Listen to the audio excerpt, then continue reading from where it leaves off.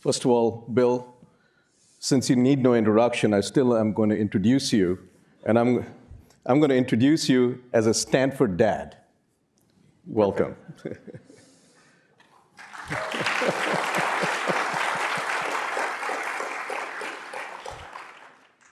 So let me first say, my first encounter with you was when I was in few months as a first director of RPE, and people had arranged a meeting with you in your office. And I went out there, and you were a few minutes late, but you walked in with a document. And I realized that was my congressional testimony. And I said, shoot, I'm going to be grilled. Which you did. You did grill me nicely. But then I think I told you that, Bill, I think you're the only one who's actually read my testimony. But I just want to take this opportunity at that time I asked you that I need help from you because we were starting off RPE, and I had never been in Washington, and I need all the help I could get. And I just want to take this opportunity to first thank you for your support for RPE. Whenever I used to meet you, you used to ask me, how can I increase your budget? And that was a tough question to me because I had to say that's the president's budget. And you did your magic on the Hill. I don't know what you did, but RPE survived because of you. Thank you so much.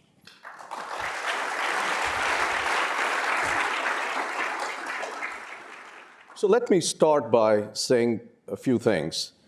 You are one of the founding fathers of the computing industry. You democratized computing, and you touched billions of people. And for those people who you could not touch with computing, you and Melinda have touched with your incredible work on global health. And for which, and I'll just put it out there, I know you're not looking for it, I hope you get a Nobel Peace Prize at some point. Thank you. So given all that, you're pretty much with your work, your legacy, you have touched pretty much all of humanity, almost. So how did you get interested in energy? Well, how can you not be interested in energy? I mean, civilization, as Václav Smil, who's the best writer about energy, says actually his latest book, I think it's his 42nd, is titled Energy and Civilization. And I recommend all 42 of them, but this one, if you don't have time to catch up, just read this one. It covers a lot.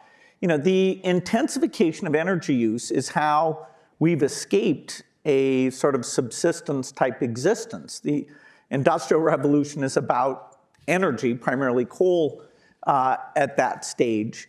And when I put my foundation hat on and look at, okay, what needs to be done for Africa, poor countries in general, but particularly Africa, the amount of electricity per person has gone down in Africa over the last 20 years. And there's no way you can build, there's an upper bound on what you can do with an economy unless you get infrastructure, including roads and electricity, up to a certain level. So it's a huge concern that all these developmental goals we have are unachievable unless you get energy available there. And then you combine that with the fact that the people who are the most going to suffer from the built-in warming that is unavoidable and from the additional warming that is avoidable that we won't avoid, those are subsistence farmers in Africa. You know, they're going from having 1 out of 12 years where their harvest fails, they will get to the point where it's 1 out of 4 years. And that leads to, you know, severe malnutrition, starvation, at a time when the population growth, soil quality, many factors are working against you. So I'm not just a believer in taking the 9% of your income that Americans spend on energy and saying, okay, let's just pay a premium to feel like we're clean people, but rather you've got to solve this problem for China, India, and Africa without making energy super expensive. So that, you know, that constraint makes what's already an almost impossible problem even slightly more difficult. So given your interest in this, when the Paris Agreement was going to be signed in Paris in 2015, you put together with your fellow, high net worth individuals around the world, something called the Breakthrough Energy Coalition. What was your goal? What was the long-term goal in that? Well, my general view, when people come to me and say, hey, the world is going to fall into a state of disaster, this is a huge problem, it's unsolvable, my view is, well, maybe they're underestimating the power of innovation to come along and change and improve things.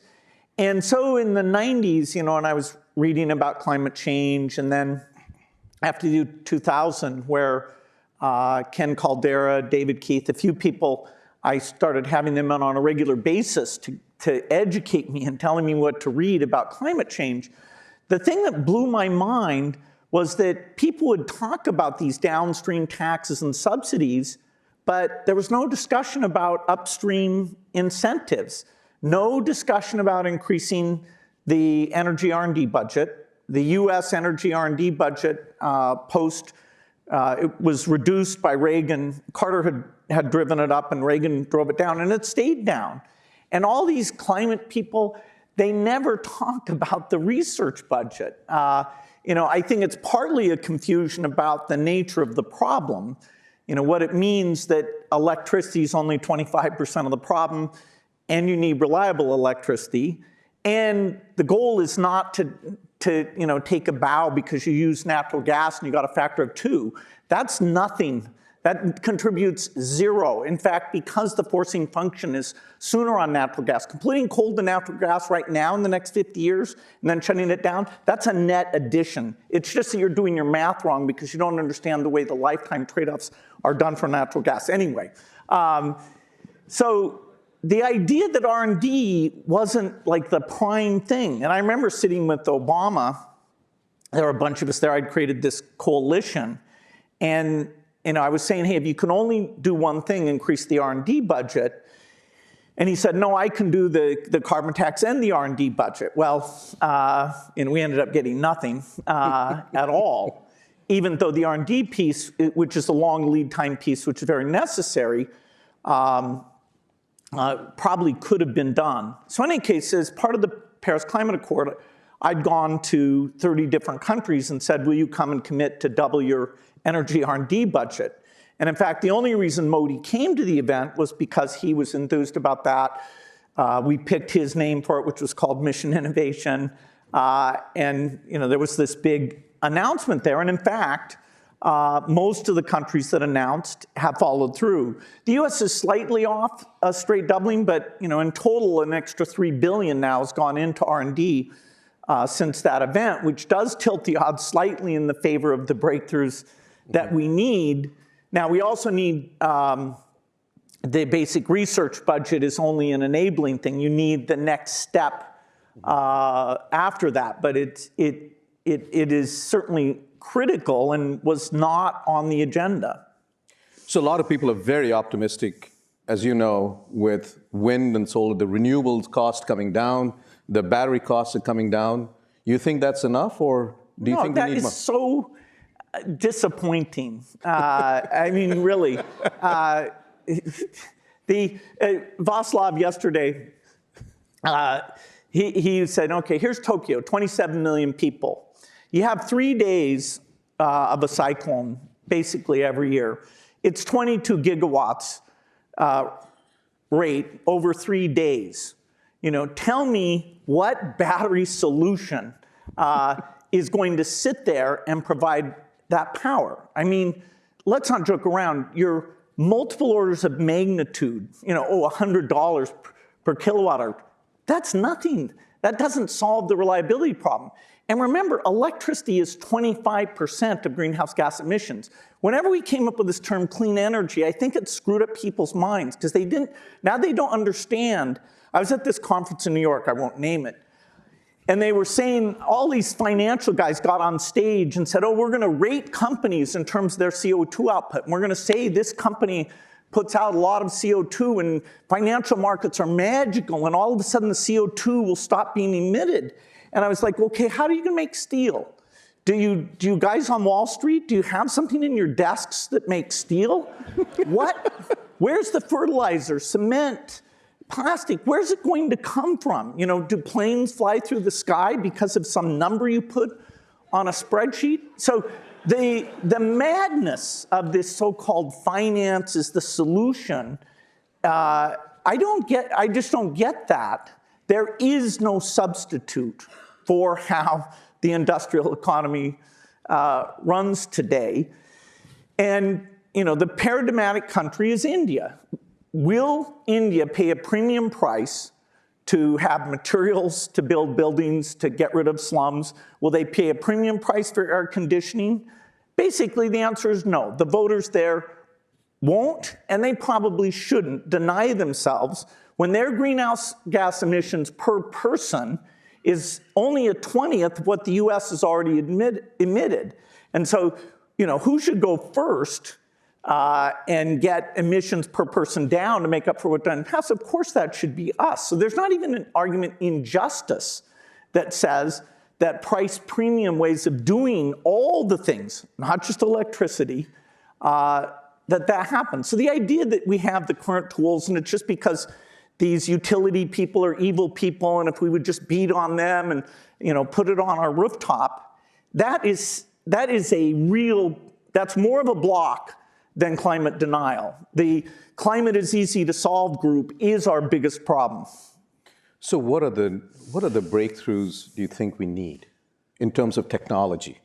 Well, it's pretty straightforward that in the electricity sector, you either need something like nuclear fission or fusion that runs 24 hours with the high duty cycle, or if you're going to rely on intermittent sources, then you need some monster miracle that's more than order of magnitude away from anything. This is grid storage, not consumer vehicles going 300 miles. Right. This is, you know, hey, Tokyo, don't worry about it.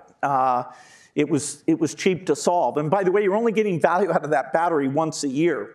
So, you know, do the math on what that looks like per kilowatt hour. Anyway, so you have electricity generation. You have the industrial economy, so you have to figure out how to make all those things. A lot of the things, if you can make cheap hydrogen, that actually solves several of those things in terms of the chemistry type side of that. But steel and cement are kind of special and require particular solutions. You have transport problems other than cars, which the energy intensity is far more difficult. And the 24% of the emissions are agriculture and meat related emissions.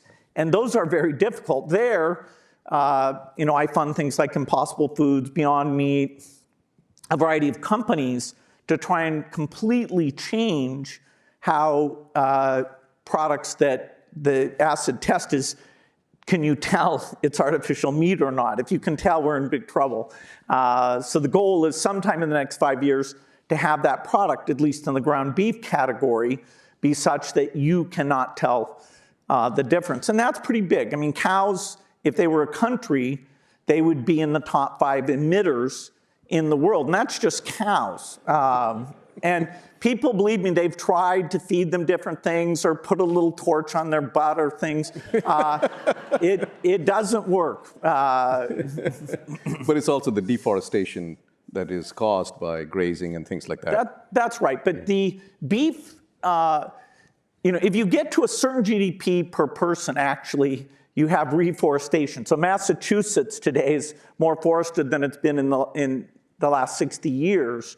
But in general, you do get deforestation. So if you take Indonesia and Brazil, their biggest category of emissions by far is the land use piece. If you take Australia and New Zealand, it's the cows that are there that are the biggest. So you need innovation in a surprising number of sectors of the economy. And unfortunately, the goal is 0. Actually, the way they do the models now, because they're trying to make it look like 1.5 degrees isn't the biggest joke ever. They show these gigantic negative emissions.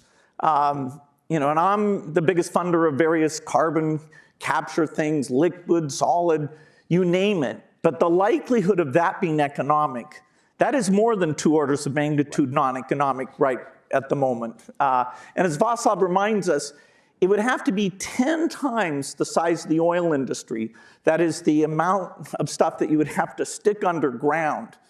It's just 10 times the entire oil industry. So let's talk about the agricultural side, because I think that's really important. I'm a product of the Green Revolution, which was this short strain of wheat. I would not be here if it was not for that. Do you think, given the tools that we have in biology today, of CRISPR-Cas9 and all the gene editing, do you think there's another green revolution we should have, not just for food, but for carbon as well, and maybe a combination of the two in one shot? Do you think that's possible? Well, yeah, the Gates Foundation funds a thing called improving photosynthetic efficiency. And there is literally a factor of 2 to be had in terms of changing the basic photosynthetic pathway. There's about 4 different things you have to do.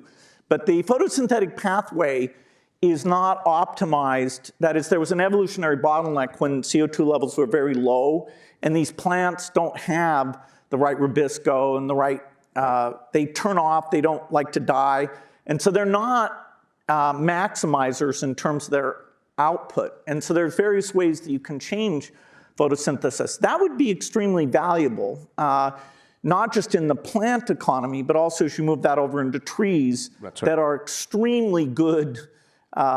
They sequester carbon extremely well. That's a large standing stock of carbon, although it's a one-time gain unless you do some put it down below the ground. Eventually it'll rot and recycle back in. So yes, and I think it's like improving photosynthetic efficiency, not funded. You know, what could be cooler than improving photosynthetic efficiency?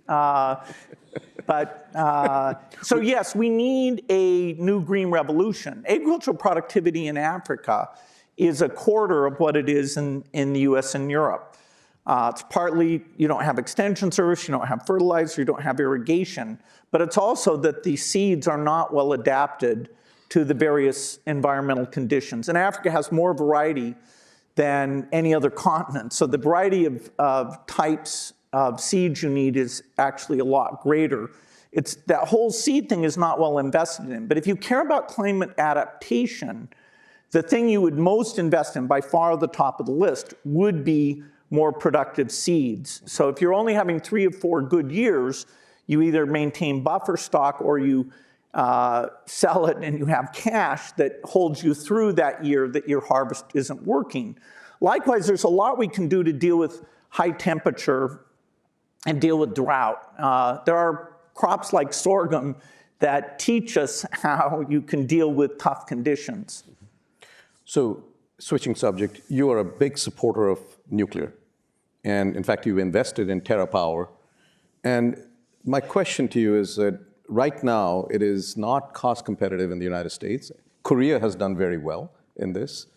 And TerraPower is going to install, I think, the first thing in China. And so what are your thoughts on how to make nuclear, which is a carbon-free, as you said, baseload power, how do you make it competitive today? Yeah, so nuclear starts out per reaction with 1 million times advantage over burning hydrocarbons. So you'd think, hey, a factor of 1 million. We must be able to preserve at least some of that and not be absurdly expensive. In fact, in the US, nuclear is not even close to being competitive. It's probably a factor of 4 or 5 non-competitive. The key parameters in a nuclear build are how long it takes to build, what your interest rate of your money is, and maybe some uncertainty factor of whether you get stopped or not. And so in China, those numbers are basically 3 to 4 years and 2%. Whereas in the US, there may be 8 to 9 years, 15%, and maybe 50% chance you'll get shut down before you get started. So when you're competing with super cheap natural gas, there's no way. Also, current designs are, although per output it's the safest form of energy ever created, more than, say, natural gas lines that blow up in neighborhoods or coal mines that create particulate that's not good for health. Because it happens in Chernobyl-like events, it's unfortunate. Those designs that have high pressure and they don't have a good heat pool and they require operators to actually look at lights and do things, it's a pathetic design. And yet it hasn't been changed. It hasn't been redone in the digital age where we can massively simplify it, make sure there's no pressure anywhere, which forces you to, in our case, a sodium pool design. So it's on paper, which is where it exists in this incredible simulation. This thing is phenomenal, incredible. An end of so-called fourth generation nuclear. It's the only well-funded project. Even so, it requires the US and China to work together. How's that going? It requires a lot of patient capital, but nuclear in China is cheaper than coal. Do you need more tariffs, by the way? Well, we need comedy. We need US and China to work together to bring this solution, because the US understanding of these issues is phenomenal. We shut down FFTF, but there was a lot of materials learning there that was quite fantastic. And the Chinese are where they're going to build a lot of reactors, really build them. I mean, they'll show you the sites. They're quite serious about it. So if nuclear has a chance, that's probably it. So you're talking about the technological side, if you can somehow bring down the cost and make it safer, but these are all playing in the energy markets. And the energy markets are short-term, and these are investments that are, in a nuclear case, 60 years, maybe 70 years, maybe even longer in the future. So is there some innovation on the market side that will actually favor the long-term investment? Should there be some innovations out there? Well, unlike software, where the customer set for a particular software product is very heterogeneous, and a new entrant can go in and say, okay, we'll serve the customers who want the really cheap form, or the ones who want the simple one, or the ones with lots of features. When it comes to pumping electrons at people, there's like one commodity market that is more than demanding about reliability. And so the incentives for a utility company in going to their regulator and saying, okay, we want to make electrons with this new technology, what possible reward do they have for taking risk that will either fall on them or fall on the ratepayers? It's a market whose R&D percentage is the lowest of any large market.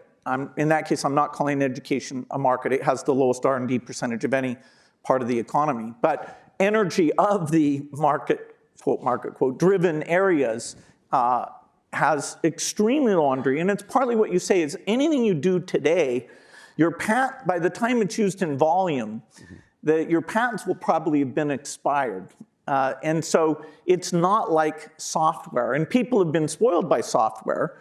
And in fact, the great venture capitalists here in the Valley who supported a lot of green stuff got a lot of negative feedback because they were taking on these much tougher problems. And that's why a new sort of wave of that, with incredible help from John Doerr, Vinod Khosla, people who really pioneered the area, now this Breakthrough Energy Ventures is trying to step into that space of, okay, we'll fund things, and we have a 20-year lifetime, which is longer than a typical venture structure. You put your own money behind that, and there are other people putting money in the Breakthrough Energy Ventures. Now that you're seeing the new technologies and the entrepreneurial spirit coming out, what excites you, and where are the gaps?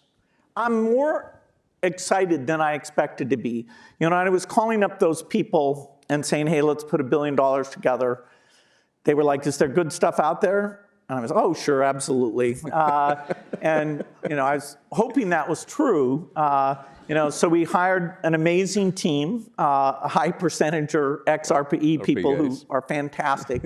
So it was only a little over a year ago when we got the team in place. And the deal flow that they've seen, and we have a kind of a ridiculous criteria, which is we don't invest in something unless, if it works, it will avoid 0.5% of greenhouse gas emissions.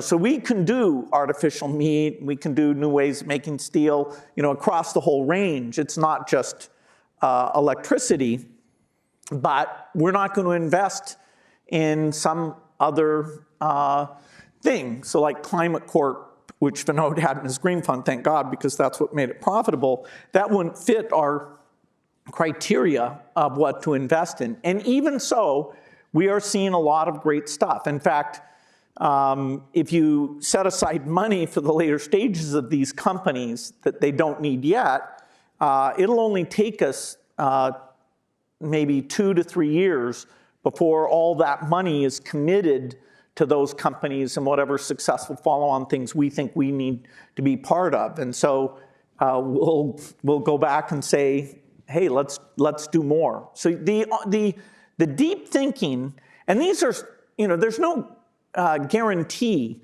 The fact that chips actually work or sending signals through the air actually works. It's assuming there are great breakthroughs like that, which only nature knows the answer to those things. But it appears that making hydrogen cheap, making steel cheap, they're at least, for every crazy thing we need to solve, we're finding at least 3 or 4 people, most of them will end up being wrong, who are willing to say, hey, write us a check and we'll go work on that. Terrific. Any prospects of nuclear fusion? Yes, the Breakthrough Energy did put money into Commonwealth Fusion Systems, which is sort of an MIT approach where you take the fact that you can do these extremely high Tesla magnets, and so you take the design and it's a lot smaller. Also, the problem with fusion isn't just making it work, and nobody's ever gotten real energy break even. Making it economic is hard because, in our fission work, we have these neutrons, and they, degrade our materials, and it's the toughest thing about the so-called traveling wave reactor design of TerraPower. These fusion guys, those neutrons are in a completely different league in terms, and so how they replace materials over time is very difficult. And there are actually more fusion companies in the North America, several are Canadian, today than there are fission companies. In a certain sense, if you put aside SMR, there really, other than TerraPower, aren't any really big play fission companies. Whereas fusion, there's quite a few. Now, a lot of them look sketchy to me, but thank God. But they need to try. They need to try. Yeah. I mean, having a dozen companies is very impressive that's going on. I think we are seeing not only magnetic confinement fusion, but also inertial confinement, and actually combinations of those two that are actually being tried out. Now, some of them will fail, many of them will fail, but hoping that some of them may, or one of them may actually succeed, and that's the breakthrough there. So you have assembled an amazing group of billionaires in this Breakthrough Energy Coalition, and you are now investing in technology, but that platform that you have is obviously more than just technology. What else do you want to accomplish with this group of people that you've assembled worldwide? Well, obviously we want to be a voice to encourage these research budgets to go up and stay up and to be spent properly. We just did a deal with the European Union where they put money in to fund startups, literally European Union money. And it's because they're worried that if they raise the research money, there won't be investors coming to Europe and finding the really good work there. And so it was a sort of quid pro quo. We never could have gotten that mission innovation R&D increase if we hadn't said that there will be a venture fund that will take the best work and carry it forward, ideally all the way into a product. So being a voice of, okay, what are the regulatory barriers to these startup companies? What types of tax credits and approach are very helpful? You know, today it's mostly the learning curve for solar and wind, which, you know, is that really compared to other technologies that have this weird thing of working 24 hours a day? You know, should you really be funding the intermittent stuff with all the money and putting no money in the stuff that works all the time? And so the tax policies, you know, you got to think Japan or Germany and the US for bootstrapping the solar panel industry, which is today largely a Chinese industry. Bill, you got these people from all over the world, and they're very influential. You are a global citizen. Do you think we have a shot at some point at a global carbon price? Well, the globe is a big place. You have 194 countries.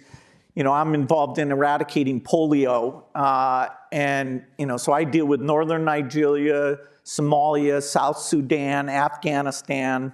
You know, I know where in Kandahar we still have polio.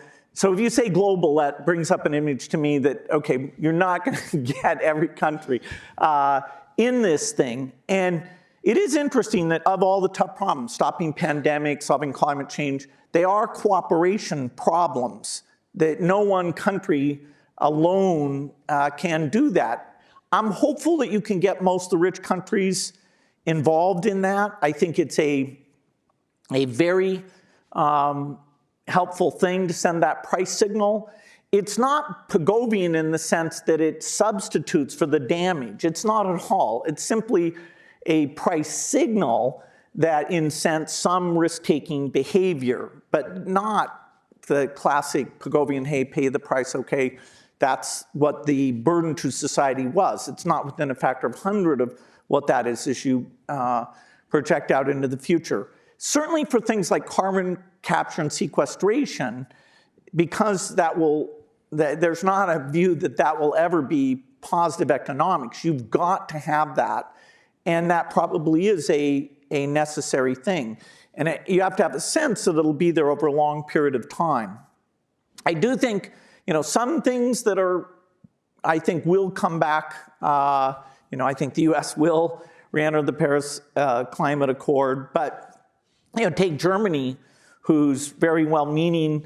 They managed to make their consumers pay the highest electricity prices in the world.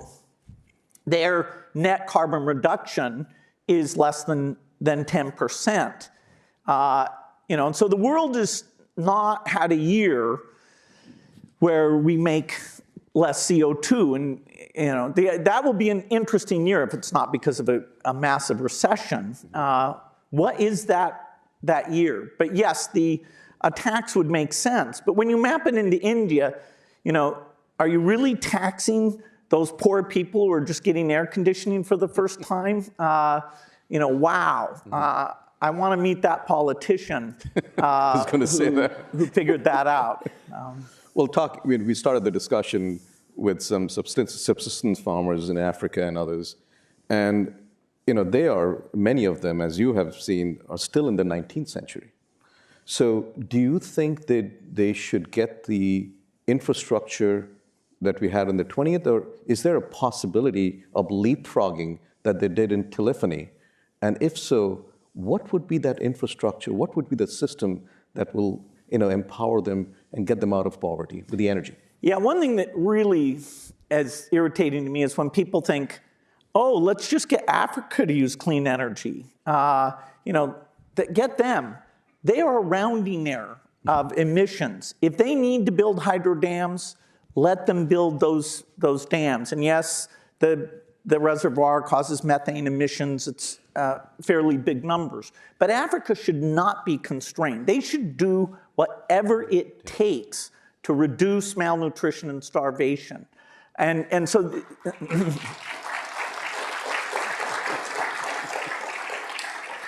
and people get confused. They think, oh, let's let them have little lights at night. Well, you don't create any jobs. The amount of electricity required to create a job, that is not intermittent electricity. That is electricity that's there all the time. So just, you know, cheap solar panels, which is great, That is no solution. They need grids. They need, rather large amounts of power. Yes, I hope that we have some breakthrough that their relative lack of installed base makes them a good candidate. But if you really say who's going to add energy capacity in the next 25 years, that's India and China. China still has one doubling left. If India is on a reasonable economic growth post, they have a factor of 4 That's right. still to increase. Sub-Saharan Africa is the eventual problem, but this problem should first be solved in China and India with examples from the richer countries, and then we can map it onto Africa. So I'm not seeing many things that are like cell phones where they completely obviate the need for a grid, for example. Now, if somebody has that invention, hallelujah. Terrific. On that hallelujah note, thank you so much for being here. And you have a standing room, only out here. Let's thank Bill for being here and sharing his thoughts with us. Right.